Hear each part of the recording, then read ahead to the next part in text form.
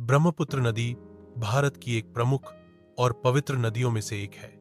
इसका उद्गम तिब्बत के मानसरोवर के पास चेमायांगडुंग ग्लेशियर से होता है, जहां इसे यारलुंग त्सांगपो के नाम से जाना जाता है।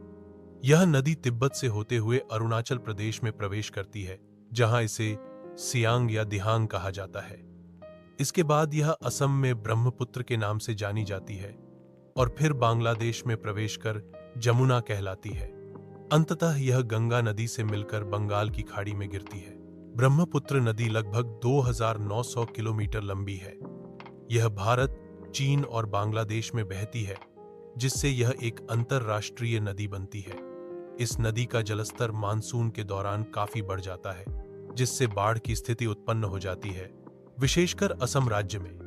लेकिन यह बाढ़ कृषि के लिए उपजाऊ मिट्टी भी लेकर आती है।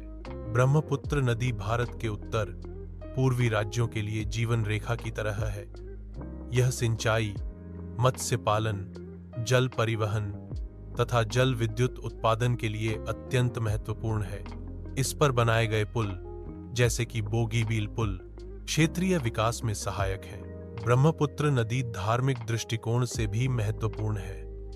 यह नदी पुरुष नदी कहलाती है, जबकि अधिकांश भारतीय नदियां स्त्रीलिंग में होती हैं। इसका नाम ब्रह्मा और पुत्र से मिलकर बना है, जिसका अर्थ है ब्रह्मा का पुत्र। इस प्रकार ब्रह्मपुत्र नदी न केवल भौगोलिक और आर्थिक रूप से, बल्कि सांस्कृतिक और धार्मिक रूप से भी अत्यंत महत्वपूर्ण है।